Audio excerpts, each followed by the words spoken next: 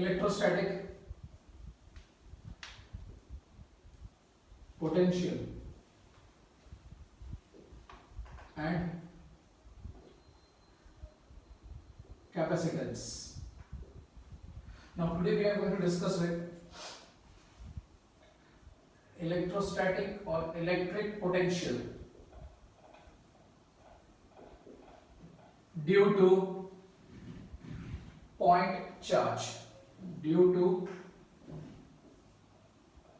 point charge. Okay, now जब हम electrostatic potential discuss कर रहे हैं, ओके, तो हम ये कंसीडर करेंगे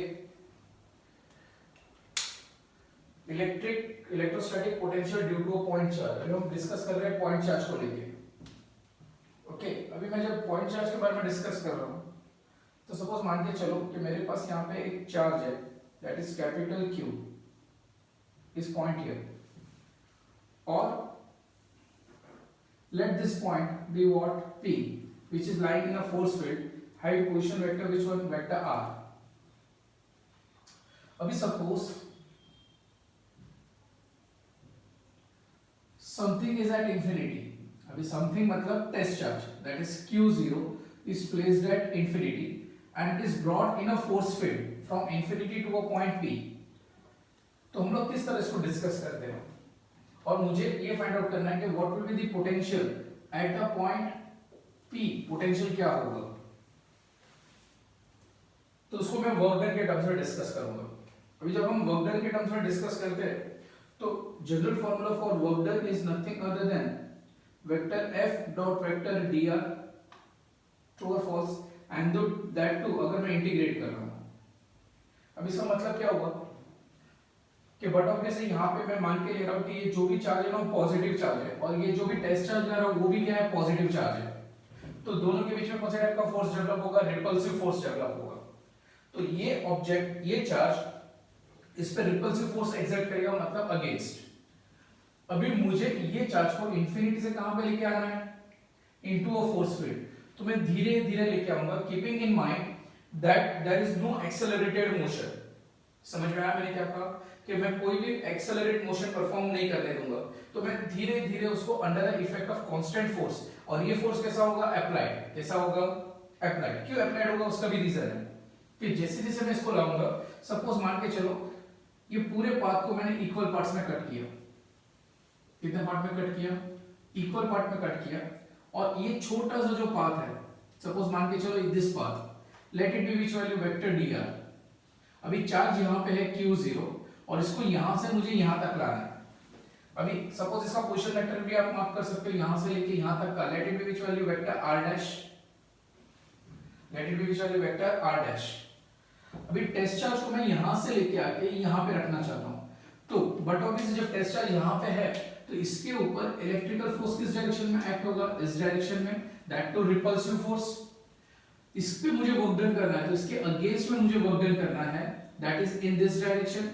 तो इसके ऊपर मैं जो भी फोर्स अप्लाई करूंगा वो क्या होगा, एक्सटर्नल फोर्स. कौन सा फोर्स होगा, external applied force.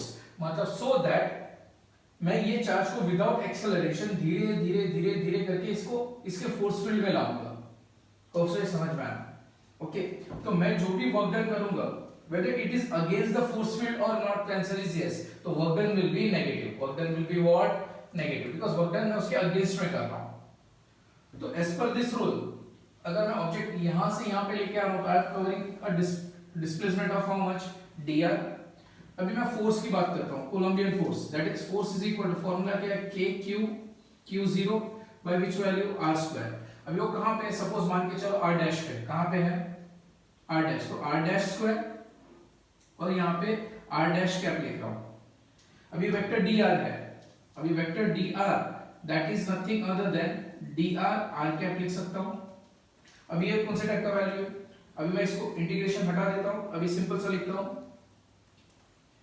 k q q0 by which value, r dash square r cap dot dr r cap, let it be integrated. Okay, total work done मुझे find out करना है. तो integration of, अभी r cap dot r cap, अगर मैं r cap dot r cap consider कर रहा हूं, और मैं अभी ये कंसीडर कर रहा हूं कि यही is equal in magnitude and opposite in direction, ये इलेक्ट्रिकल फोर्स और एक्सटर्नल फोर्स जो है वो इक्वल इन मैग्नीट्यूड, क्योंकि उतना ही मुझे मैग्नीट्यूड प्रोवाइड करना पड़ेगा जितना इलेक्ट्रिकल फोर्स है, but opposite in direction.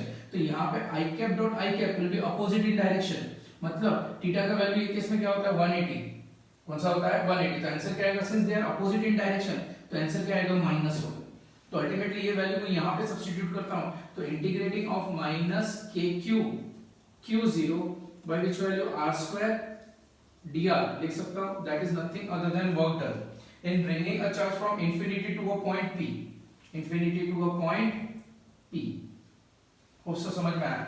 now once again same way work done is equal to negative of k q q0 integration of ये जो भी वैल्यू लिख रहा हूँ that is r dash to the power minus 2 dr।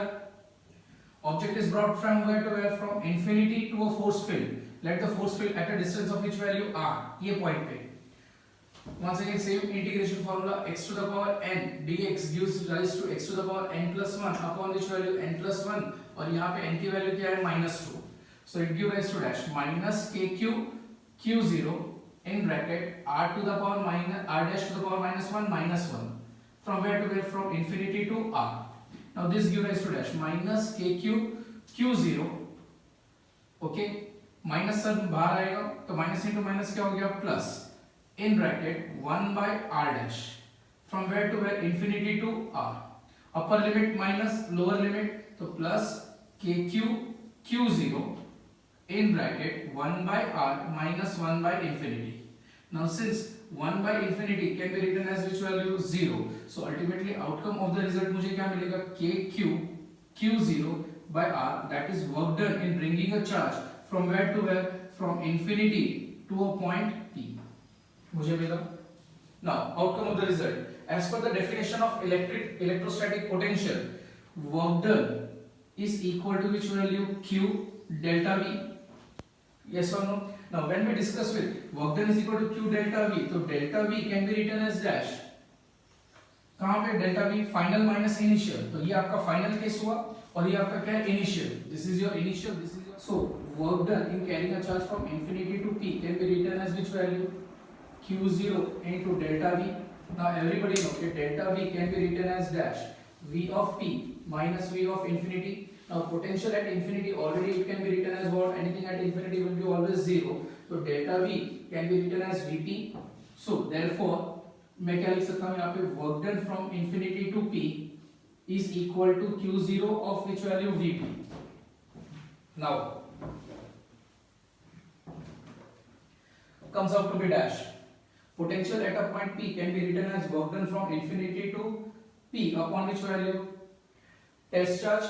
now this gives rise to dash work done from infinity to p can be written as which value, तो work done की value already मैं find out कर चुका हूँ, that is nothing other than kq q0 by r the whole upon dash q0, this q0 will get cancelled, so ultimately final outcome of the potential at a point p, that is nothing other than v of vector r is written as kq by which value r, this can also be mentioned as 1 by 4 pi epsilon 0 q by r। अगर suppose इसको vector के form में represent करना है तो v of vector r can be written as kq by r r cap. Hope so समझ में आ गया, यस और नो। नाउ एक इंपॉर्टेंट पॉइंट, अभी electric field due to a point charge आपने पढ़ा है, तो एक ग्राफ डिराइव करना है। नाउ दोनों का रिलेशन देखो, जब हम इलेक्ट्रिक फील्ड के बारे में डिस्कस करते हैं तो E इज इक्वल टू क्या लिखते हैं हम लोग, kq by which value, r square, E of vector r is equal to kq by r square by r cap। potential at a point r can be written as once again kq by which value, r cap, yes or no। now since electric field at that point is directly proportional to 1 by r square and potential is directly proportional to which value, 1 by r, तो due to a point charge इसका relation ये है। अभी since E by v can be written as dash, तो आपको क्या मिलेगा यहाँ पे 1 by r square by 1 by r get cancel, तो E is equal to which value, E by v equal to which value, 1 by r, therefore E can be written as which value, v by r। this is the relation of electrostatic potential with electric field। Hope so ये समझ में आया। ये scalar quantity ही बताया, vector quantity मैंने अभी तक नहीं बताया, वेक्टर क्वांटिटी लेटर ऑन मैं बताऊंगा। अभी यहाँ पे मुझे ग्राफ डिस्क्राइब करना है। सपोज मुझे ग्राफ डिस्क्राइब करना है,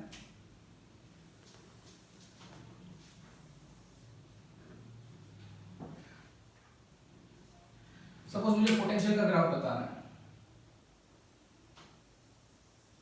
कुछ इस तरह बताऊंगा, दैट इज पोटेंशियल, यस और no. And ultimately electric field का बताना है,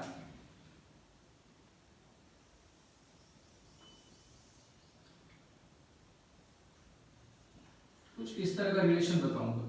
this is represent what, electric field. E is directly proportional to which value, 1 by r square, and ultimately V can be represented as directly proportional to which value, 1 by r। तो approximately ऐसा कुछ आपको graph दिखाई देगा। Hope so ये समझ में आ गया। कोई डाउट या कोई क्वेरी है तो आप कमेंट करना, शेयर करना, पूछ सकते हो आप। And once again enjoy.